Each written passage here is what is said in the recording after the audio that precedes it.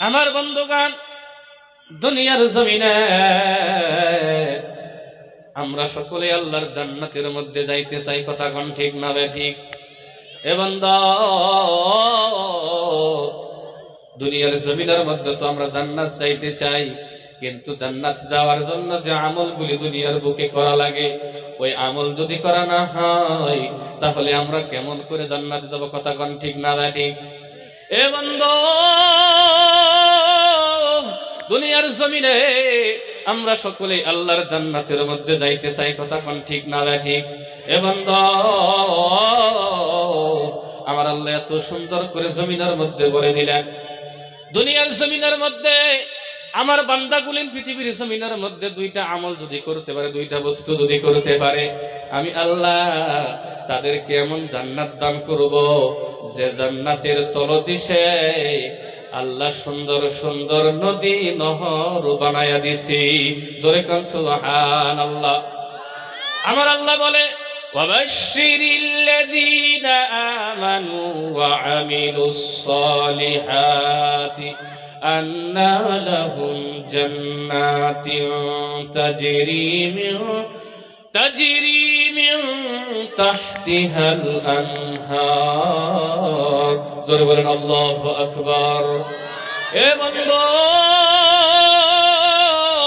আমার আল্লাহ জানায়া দেয়, ও নবীজি, পৃথিবীর জমিনের মধ্যে আমার বান্দাদেরকে বলে দেন, জমিনের মধ্যে আমার বান্দাদেরকে বলে দেন, জমিনের মধ্যে আমার বান্দাগুলি যদি জান্নাতের মধ্যে যাইতে চায় তাহলে সর্বপ্রথম আমার বান্দাগুলি যেন ঈমান এনে নেয়। জোরে কোন সুবহানাল্লাহ। জমিনের মধ্যে আপনি আমি যদি জান্নাতে যাইতে চাই রে বন্ধু, জমিনের মধ্যে আপনাকে আমাকে ঈমানদার হওয়া লাগবে। দুনিয়ার জমিনের মধ্যে যদি আমরা ঈমানদার না হই তাহলে আমরা জান্নাতের মধ্যে যাওয়া বড় কষ্ট হবে। কথা কোন ঠিক না ঠিক? এ বন্ধু, দুনিয়ার জমিনের মধ্যে আসলে এবার ঈমানদার কাকে বলা হয়? এ বন্ধু, দুনিয়ার জমিনের মধ্যে ঈমানদার ওই মানুষটাকেই বলা হয়। এ বন্ধু,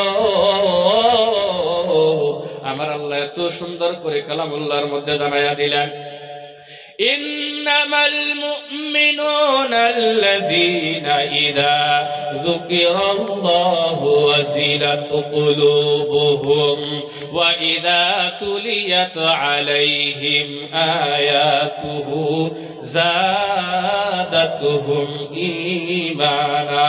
জোরে বলেন আল্লাহু আকবার। এ পৃথিবীর মানুষ, ও যুবক বন্ধু,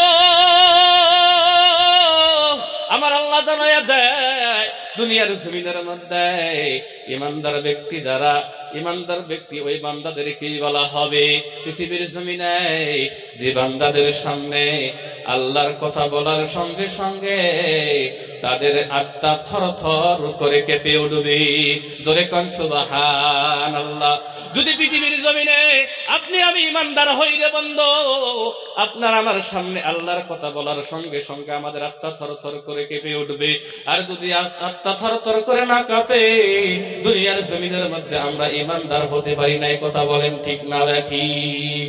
এ বন্ধু, আমার আল্লাহ তারপরে পরেই বলতেছেন, ওয়া ইযা তুলিয়াত আলাইহিম আয়াতুহু যাদাতুহুম ঈমানা।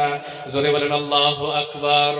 আমার আল্লাহ বলে, আমার ওই সমস্ত বান্দাদের সামনে যখন কোরআন তেলাওয়াত করা হবে, কোরআন তেলাওয়াত করার সঙ্গে সঙ্গে আমার ওই বান্দাগুলির ঈমান দুনিয়াতে বেড়ে যাবে। জোরে কোন সুবহানাল্লাহ। তাহলে দুনিয়ার জমিনে যখন কোরআন তেলাওয়াত করা হয়, যখন কোরআন পড়া হয়, যে বান্দারা ঈমানদার ব্যক্তি, আল্লাহ তাদের ঈমান দুনিয়ার জমিনের মধ্যে বাড়ায়া দেয়। জোরে কোন সুবহানাল্লাহ, জোরে কোন সুবহানাল্লাহ। তাহলে কোরআন তেলাওয়াত যারা শোনার পর যাদের ঈমান বৃদ্ধি হয়ে যায়, তারা দুনিয়াতে আল্লাহ রাব্বুল আলামিন মুমিন বলে ঘোষণা করে দিয়েছে। জোরে কোন সুবহানাল্লাহ। ভাই মুহতারাম দোস্ত বুজুর্গ, দুনিয়ার জমিনে তাহলে আমরা যদি জান্নাত পাইতে চাই তাহলে সর্বপ্রথম আমাদের কি হওয়া লাগবে? ঈমানদার হওয়া লাগবে। সর্বপ্রথম কি হওয়া লাগবে? ঈমানদার মুমিন ব্যক্তি হওয়া লাগবে। তারপরে আল্লাহ তাবারক ওয়া তাআলা বললেন ওয়া আমিলুস সলিহাত, 2 নম্বরে আল্লাহ বললেন তারপরে আমার বান্দাগুলিকে দুনিয়ার জমিনের মধ্যে ভালো ভালো আমল, ভালো ভালো কর্ম আমার ওই বান্দাগুলির করা লাগবে। তা যে বান্দারা দুনিয়ার বুকে আমার বান্দারা ভালো ভালো আমল করবে, ভালো ভালো কর্ম করবে, আমল সালেহ করবে, আমার আল্লাহ আমার বান্দারা ওই আমার জান্নাত, যে জান্নাতের তল দিয়ে আমি আল্লাহ নহর রেখে দিয়েছি, আমি ওই জান্নাত আমি আমার ওই বান্দাদেরকে দান করে দেব। জোরে কোন সুবহানাল্লাহ। তাহলে আমরা সেই জান্নাত চাই না, যে জান্নাতের নিচ দিয়ে নহর থাকবে, যে জান্নাতের মধ্যে হাউজে কাউসার থাকবে, ওই জান্নাতের মধ্যে আমরা সকলেই থাকতে চাই। কথা বলেন ঠিক না ঠিক? কথা বলেন ঠিক না ঠিক? আল্লাহ আমাদের সকলকে কবুল করুক। সকলে একটু হাত উত্তোলন করে আমরা সকলে সেই জান্নাতে থাকতে চাই। হাত তুলে দেখাই, হাত তুলে দেখাই। লিল্লাহি তাকবীর, লিল্লাহি তাকবীর। আল্লাহ সকলের হাতকে কবুল ও মঞ্জুর করুক। সকলে বলেন আমিন। বন্ধুগণ, আমার বলার মেলা কিছু ছিল, বহুত কিছু বলার ছিল আর কি। তো সময় শেষ, সময় সংকীর্ণর জন্য প্রধান মুখ্য অতিথি উনি আমাদের স্টেজে এসে গিয়েছেন। ওনাকে পিছনে বসে রেখে আমি যতটুকু আলোচনা করলাম, ওনাকে পিছনে বসে রেখে আলোচনা করাটাই আমার বেয়াদবি হয়েছে। ওনার কাছে ক্ষমা চাচ্ছি। আমি যতটুকু কথা বললাম, যদি বলার মধ্যে, ভাষার মধ্যে কোনো ভুল ত্রুটি হয়ে থাকে, আমাকে নিজের ভাই, নিজের ভাতিজা হিসেবে ক্ষমা করবেন। এবং আমি আপনাদের জন্য দোয়া করি, আল্লাহ যেন আপনাকে, আমাকে, উভয়কে মৃত্যুর সময় কলেমা নসিব করায়, ঈমানের সহিত মওত দেয়। এবং যতটুকু কথা বললাম, উক্ত কথাগুলি আপনাকে